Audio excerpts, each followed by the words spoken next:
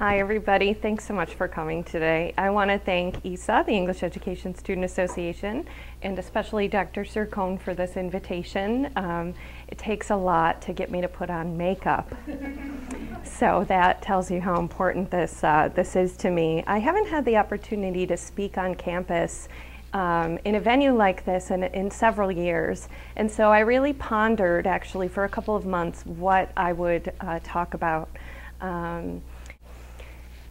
We need to begin to hone our voices as professionals. It's perhaps never been more important in the field of education to find your professional voice, to claim your professional voice, to stand firm and confident in what you know and in who you are as a professional, so that when you go out into schools, you can do right by the children in your classroom, no matter what comes down from Albany, no matter what comes across the hall from your department chair or down from your principal. You can engage in professional, meaningful exchanges of ideas with collaborators in the field. Speaking up, talking.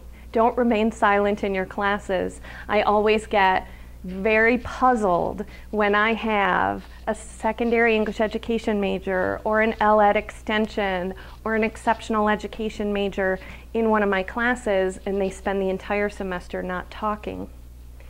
You have to practice now. You got to speak up. It's okay to stumble. It's okay to mess up. It's okay to give an interpretation you're not sure about when we're talking about a poem. Put it out there. Begin to exercise your professional voice and find your professional identity.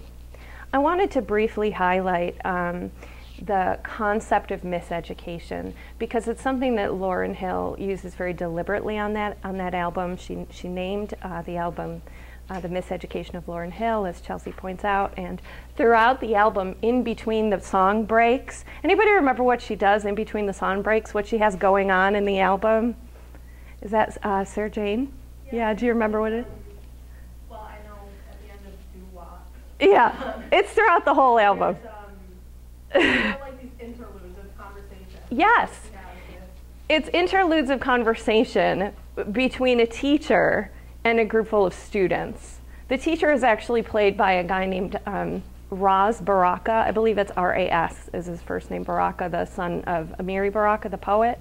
And he's kind of playing the role of a teacher. He's a poet, an activist, political figure, but he's playing the role of a teacher, and he had a bunch of kids in his living room and was authentically engaging in dialogue and exchange around ideas like love. Love is a real, I think I'm going to play a little excerpt of the conversation about love, because I try awkwardly to talk about love when I teach Romeo and Juliet with college students who are living this, passionately in the most exciting times of their lives, and I still struggle, and here's these, little kids doing it great.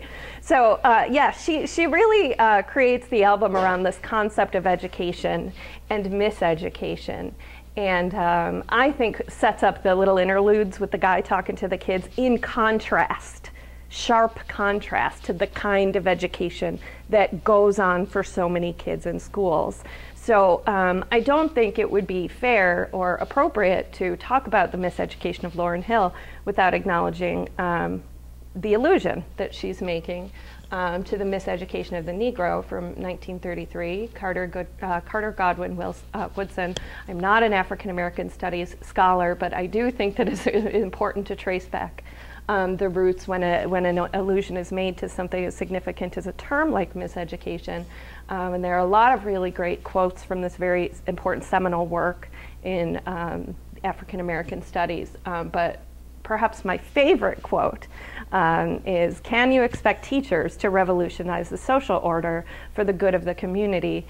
Indeed, we must expect this very thing. The educational system of a country is worthless unless it accomplishes this task." That is what we are charged with.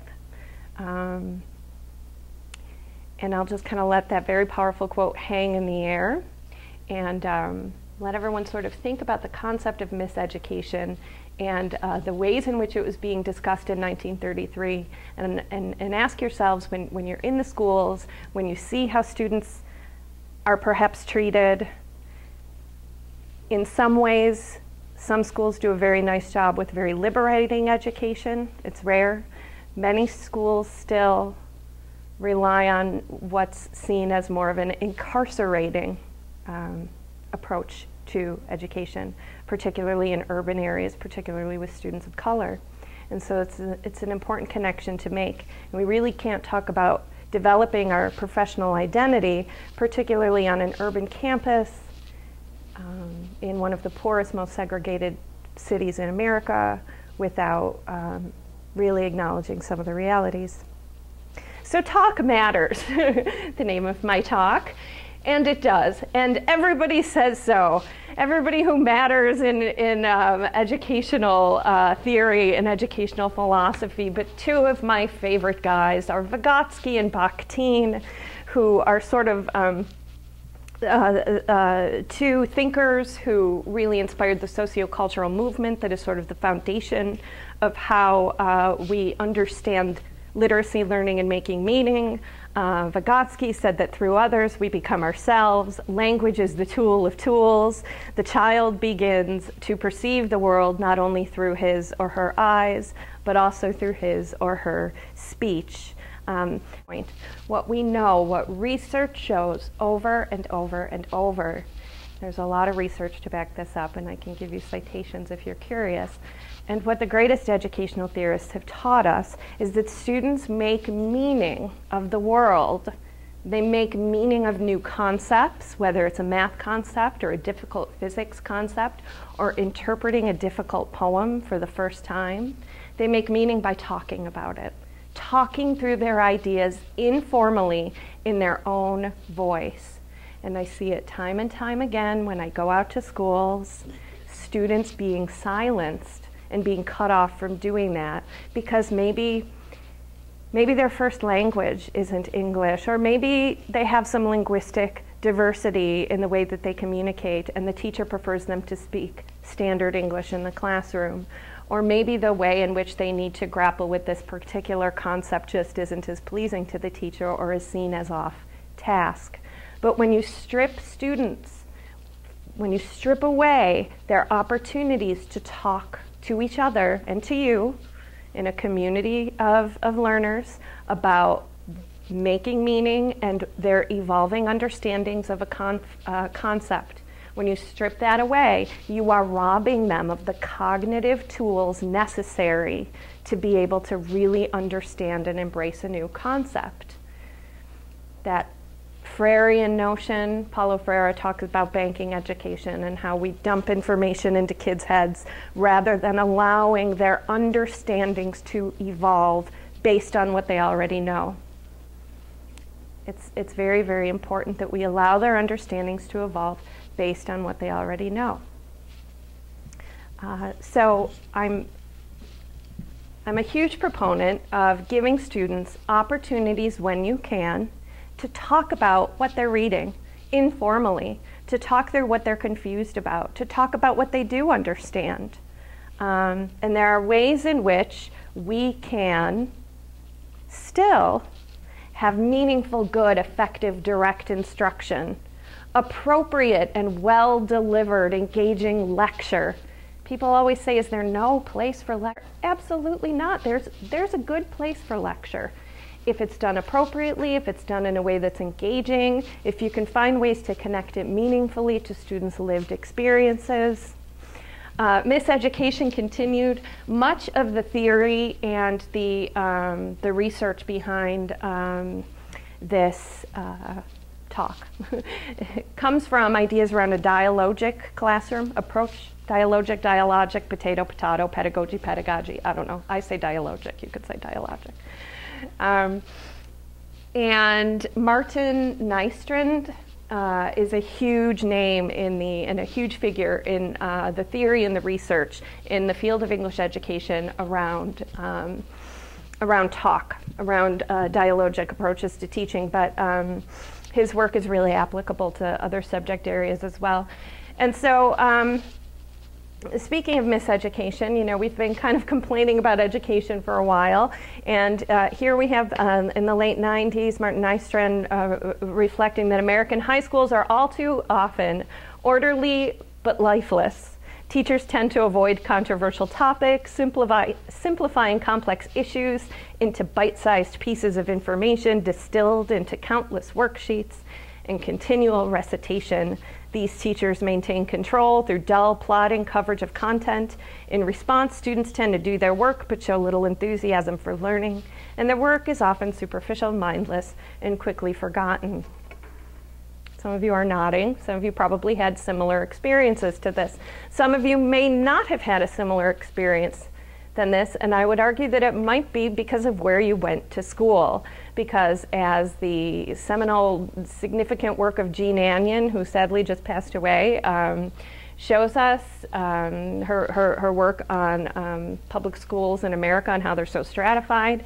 Typically, children of affluent parents who live in affluent communities get a pretty good education, get an education that encourages them to think critically about the world, think critically about the content, and as you work your way down through middle class, working class, and into poorer schools, you see the focus getting more and more upon students being docile in the classroom, students simply doing what's expected of them, filling out their worksheets quietly and sitting in their rows. And this happens all across the country, and it is pretty well documented that that is the structure. So if you find yourself looking at this and say, geez, you know, I had a hell of an education growing up. It wasn't like that at all. I got to do so many really exciting, interesting things. You probably had some really good teachers, and chances are you may have grown up in the type of school that Jean Anyon would put in the category of schools that allow kids to think critically and create knowledge for themselves and empower them to become the professionals of tomorrow, right? And this is well-documented research. The dialogic classroom, in contrast, if students are to become substantively engaged, they must do more than comply with the procedures of classroom interaction. Paulo Freire claims that this happens best when teachers pose problems that students can, through critical thinking, relate to their own experience in dialogic terms, weaving their learning into a chain of utterances emanating from their lives. Furthermore, in Bakhtin's terms, dialogically organized instruction provides public space for student responses, accommodating and frequently intermingling teacher-student voices, representing different values, beliefs, and perspectives, and ideally including the voices of different classes, races, ages, and genders.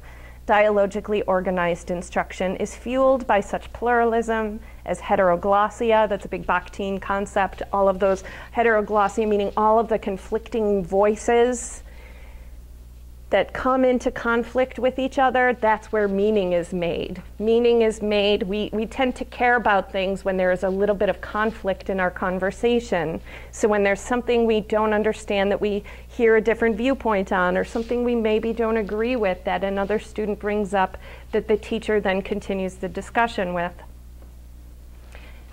And the extent of social interactiveness clearly shapes both instruction and learning. So how do we balance these two very different but very significant goals for education? Claiming our professional voice as young professionals for the students in this program and others, or in the early years of a teaching career, while honoring student voices. It's very related, connected approaches to both. So in terms of claiming your own voice, and some people in this room are starting to do it very, very well, and I'll encourage you to continue to practice with that. Practice, practice, practice. So don't sit quietly in your courses. This program provides lots of opportunities for meaningful talk. Programs across campus provide lots of opportunities for meaningful talk, and if you're not getting those opportunities right here in our classrooms, you're getting them out in the field. When you're interacting with professionals, when you're talking with a cooperating or mentor teacher about lesson planning, or talking with someone at a tutoring site about an approach to tutoring. Don't play a role, try to be your authentic self, but it's really important to know your stuff. So one thing that causes teachers through the years to rely on, one set of yellowed notes that they read from year after year when they're teaching the same unit on Lord of the Flies that they've taught for the past 17 years. is because we become very, very comfortable in what we know and very, very insecure about what we don't know. Very insecure about what we don't know. It's one reason I try to keep changing the way I teach. I had a student say to me yesterday, I know you didn't assign this assignment last time you taught Shakespeare, because I talked to a kid in that class and he said he didn't have to do this lesson and it's terrible. And I said, well, you know, we need to keep working with this. I need to keep evolving as your teacher, and you need to keep evolving as well, so here we are. But when we're insecure about what we don't know, we tend to cut discussion off at the knees because we don't feel like we have a resource around the difficult issues that we need to be comfortable talking about. And so know your stuff, do your reading, learn your content, be an expert in your field, okay, so that you have resource around that. Learn how to listen. That's something that I really learned much more powerfully doing diversity work on campus and working with an organization called NCBI on campus that deals with interpersonal relationships and learning about welcoming and appreciating diversity. Learn how to listen. Remember that listening is not the same as agreeing with someone. You simply honor them by listening to what it is they have to say. And we need to remember to remain attentive listeners, and we need to teach our students how to do that as well. Connected also to the diversity work that I've done, I've learned that it's absolutely paramount. It's perhaps the most important thing you can do, especially before you go out into the field and work with children, is to unpack and acknowledge your biases as well as the ways you've experienced both oppression and privilege. Okay, so the way that we give voice in our professional lives, the way that we express ourselves is shaped by the experiences that we've had throughout life. So if you've experienced racism, if you've experienced gender bias, if you've experienced heterosexism, if you've experienced any of the ageism, any of the isms that oppress and silence, it's affected the way that you present yourself. You may not realize it, and that's why we encourage all of our method students to engage in a diversity workshop, right? And I think we're still doing that. Oh my goodness, it's perfect. That's really good. Okay, it'll change your life. That's so good. So yes.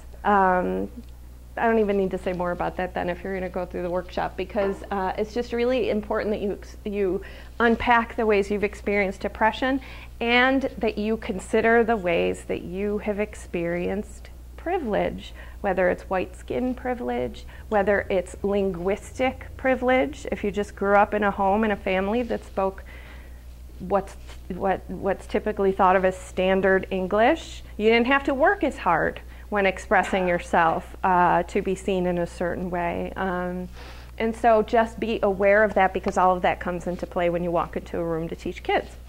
Conversely, how do we honor student voices? Give them lots of opportunities to practice, practice, practice, and provide opportunities for students to make meaning in their own voices, to talk informally. When I talk about the importance of letting students talk in our classrooms, people tend to think of it as rehearsed, polished, getting up in front of the room and giving a speech that they practiced, or memorizing Juliet's soliloquy before she drinks the poison in Romeo and Juliet and delivering that to the class, which is an amazing feat. I mean, that's no small accomplishment if you've got a 10th grader who can do that. But what really leaves meaningful cognitive traces in students' minds, things that they won't forget when they walk out the door, are the extemporaneous exchanges they've had with you and with their peers. The in-the-moment conversations, defending their ideas, talking through emerging understandings that they have the opportunities to engage in your classroom. And there's something really important I wanted to say about that. Those opportunities are what we as adults are expected to do every single day of our lives, no matter what line of work we're in, and students are so rarely prepared for in schools. They're prepared to fill in bubbles. They're prepared to write 5-paragraph essays. They're prepared to write critical lens essays. They're prepared to do a lot of things. They're prepared stand up and give a polished speech if they have to, or write a story, or even write a poem. And all of those things are really wonderful. But they are so rarely prepared to simply engage in meaningful, civil, thoughtful, dialogic exchanges that are sort of the foundation, like it's kind of supposed to be the foundation of our democracy. So Robin Alexander is out of Cambridge. He's another scholar who's kind of taken up this work around the dialogic classroom. Some essential features, according to him, of the dialogic classroom. It's collective. Teachers and children address learning tasks together, whether as a group or as a class, rather than in isolation. It's reciprocal. Teachers and children listen to each other, share ideas, and consider alternative viewpoints. Supportive. Children articulate their ideas freely without fear of embarrassment over wrong answers, and they help each other to reach common understandings. Cumulative.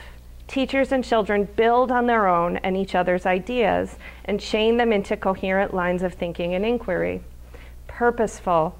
Teachers plan and facilitate dialogic teaching with particular educational goals in view. And another slide that is primarily the ideas of Robin Alexander, 7 arguments for talk. Communicative. Talk is humankind's principal means of communication. Social. Talk builds relationships, confidence, and sense of self. Culture. Talk creates and sustains individual and collective identities. Neuroscientific.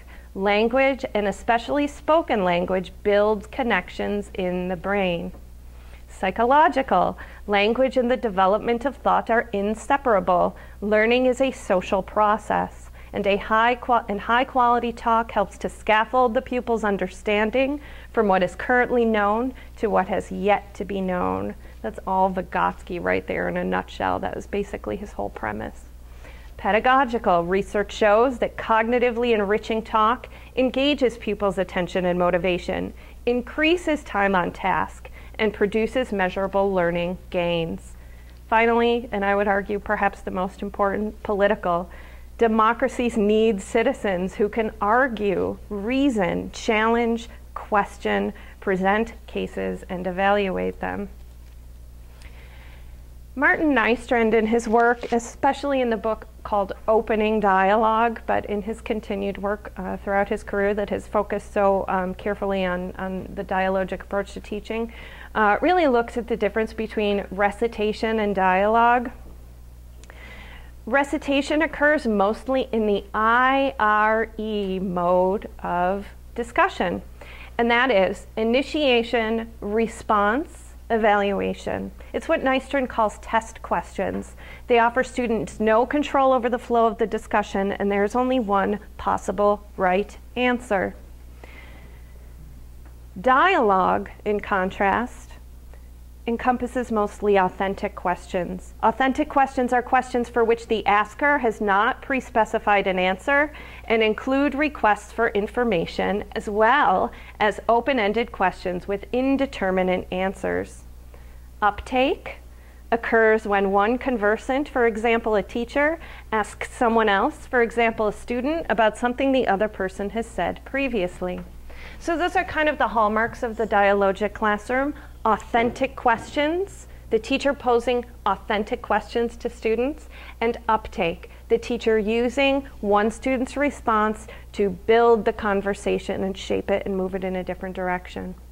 Now I think it's important to realize that I am not trying to argue that there is no place for IRE, discussion mode, in our teaching ever, because it's kind of the tried and true method of recitation, right? And there are some really useful ways that we can facilitate brief exchanges of ideas in IRE. So if we're looking again at the Lauryn Hill excerpt, if I were to say, if I were to introduce this to students for the first time, and I'm not sure that they really know what a stray means, I might say, who knows what a stray means? Who can tell me what a stray means? And Billy raises his hand and says, Astray. I think astray means, well, first of all, it's not ashtray, right? It looks like ashtray. No, okay. Astray means, I think, like a stray cat. Well, Billy, you're kind of on the right track with that. Astray, like a stray cat is wandering around. Who can help Billy out with this? And then Sally raises her hand, and I call on Sally, and Sally gets a little closer to the definition, and I tell Sally she's getting a little closer. And then Mary raises her hand, and I call on Mary, and Mary gets there, and then we're there, and then we can move on because we've gotten past what astray means, okay? That's IRE. It's initiation. I initiated a question about a meaning of a word. A student responded, and I offered an evaluation. You know, close but no bananas, Billy. You're getting there, but we need a little help. Let's keep moving. Okay, that is IRE, and it can be very useful. A reading check. I need to see who read chapter 30 last night, and I need to, you know, find out who's with me here. A quick assessment check. IRE can be a great formative assessment. You know, you're not grading kids on how they do necessarily during an IRE discussion. You're just kind of seeing where people are at, getting a feel of the room, right? So I'm not trying to throw the baby out with the bathwater and say this tried and true way that we've always taught needs to go right out the window, and we should only be asking students, if this poem were a color, what color would it be? You know, and I think it's really important that we keep some nuanced understandings of these concepts and realize that meaningful, good, effective teaching can incorporate different aspects of this. The problem is that most classrooms, particularly English classrooms, maybe a lot of social studies classrooms, most classrooms rely way too heavily on IRE and venture very, very little into the realm of authentic questions.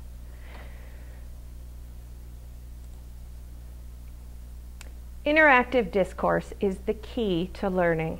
As a genre of classroom discourse, sustained classroom discussion validates students as important sources of knowledge and stimulates modes of cognition, thinking, and not just remembering that differ from those of recitation.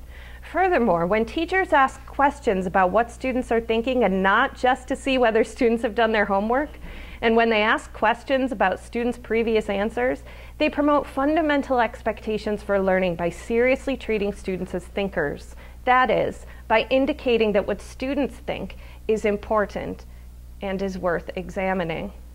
And when we think about the cognitive level, the level of rigor in any given question, authentic questions require a lot more thinking, a far more intense cognitive experience. If you look at sort of a lower level question, a record of an ongoing event, what's happening? There's kind of a right or wrong answer, right? What's happening in any given story or in any given historical event? What's happening? Recitation and report of hold information kind of kicks it up a notch. What happened? It's still not an authentic question, but it's asking students to dig a little deeper.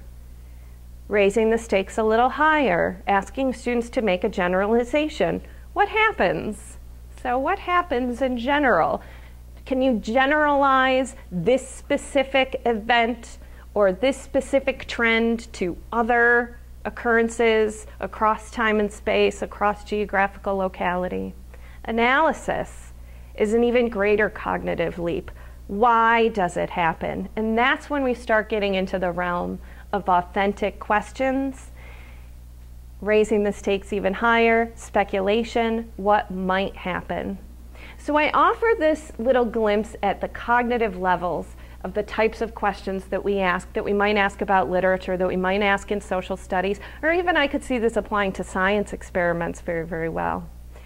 We see that I'm not just arguing that we should indulge in authentic questions because kids care more about authentic questions, and they probably do care more about authentic questions, and they probably are a lot more fun and engaging. They're also more difficult. I mean, good, thoughtful, authentic questions are more difficult than simply asking students to remember what color shirt, you know, Hester Prynne was wearing on page 47. I don't know if Hester Prynne wore shirts. I haven't read that. And why did she wear like a frock? I don't know what the letter was attached to.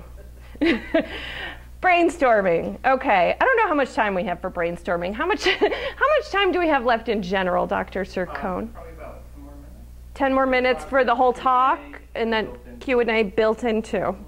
Little wiggle room there. Okay. So if we could, what I would love to do, actually, I would love to indulge in this just for a minute, is find a partner to talk to and try to come up with an example of 2 authentic questions, okay? And help each other with this. Help each other with this.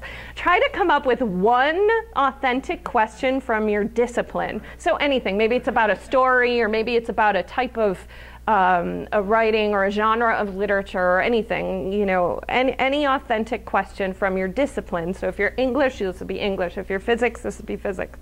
And then try to brainstorm, because I find that sometimes people think really well when they're not limited by the limitations of their own understanding of their discipline. They can be a little more creative. Try to think of 1 authentic question from a discipline that neither you nor your partner is a part of. Okay, so if it's English and physics, try to come up with a social studies question. And just brainstorm about this for a couple of minutes. Get as far as you can in 2 or 3 minutes, and then we'll regroup. Okay, so just kind of turn to a partner. I think I heard everybody really coming up with some good stuff, so we can stop that aspect of the brainstorming there. And I want to just kind of come right back to this idea of claiming your voice. Because I think it's just it connects so beautifully with Colin's conundrum. The point that Colin raises, how can I find my voice when it's such a slippery slope? And I can so easily stick my foot in my mouth. Yeah, and it's really tough. And so I start giving students feedback on how they present themselves as soon as I meet them. So if you're in my young adult lit class 2 years before you take methods, we might have a little conference about how you present yourself and how the world sees you, and the fact that you may not realize it. Students either love it or hate it, and I have, I've suffered on some course evaluations because of it.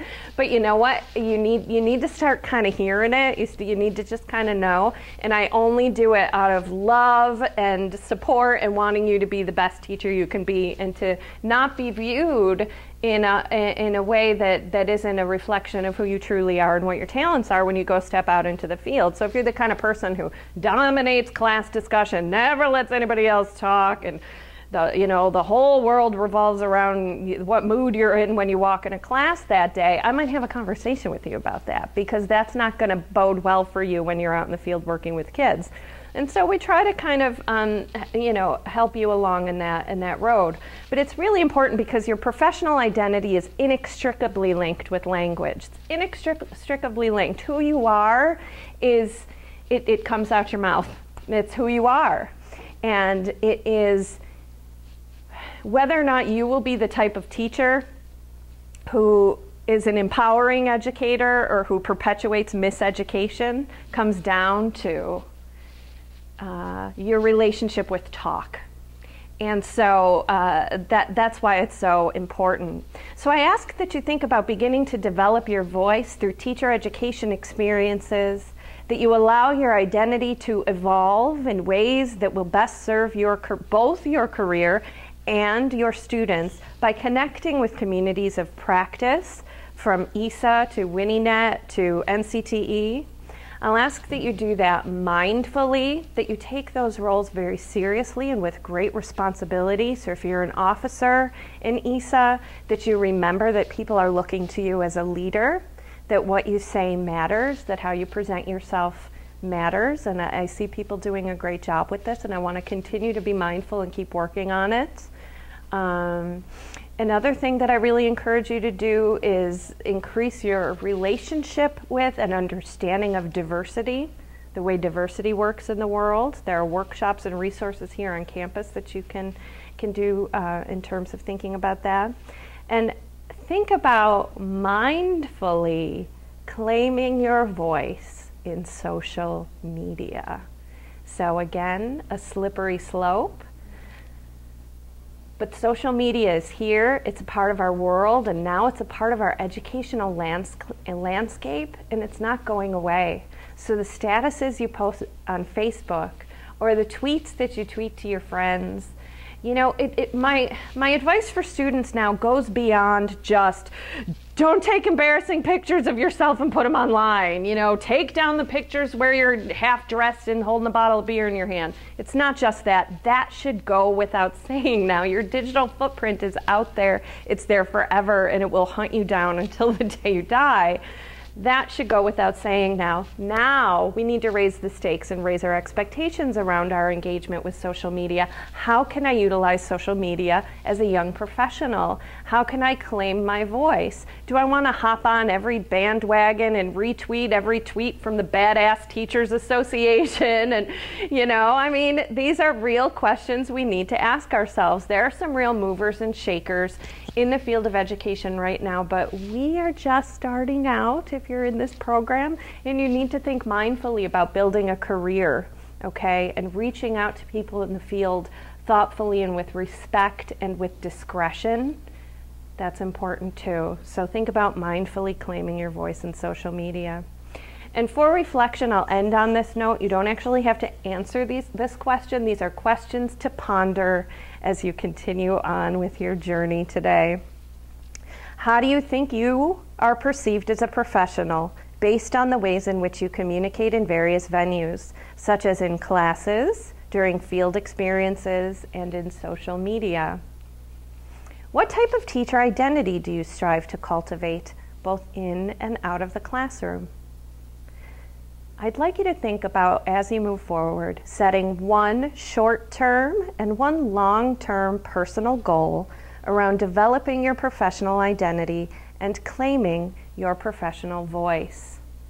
A couple of years ago, I went to a diversity workshop, and one of the goals I set for myself based on the brilliant leadership of the national leader who came in to facilitate this workshop, Joyce Shabazz, she's one of the main leaders of NCBI, said to set a personal goal for yourself. And the goal that I set for myself was to become a much more effective listener, because growing up in an Italian family, listening was not rewarded. It was being the loudest one who could do the most talking at the dinner table, you know, got to make their point, and everybody else just, you know, had to shut up. And I was not socialized into being a good listener throughout my life. And I've actually made it a huge personal goal over the last 5 years to become a better listener, and I think I'm getting there. I'm not perfect yet, but I think I'm getting there. So I encourage you to do the same thing. So the only other thing I was going to do, I'm not going to do it so we can have maybe 1 minute for discussion, I'm so sorry, is I was going to play a little excerpt of the kids talking with the teacher on Lauryn Hill's CD, but I encourage you to go download it and listen to it yourself because it's great. Thank you so much. This has been a pleasure.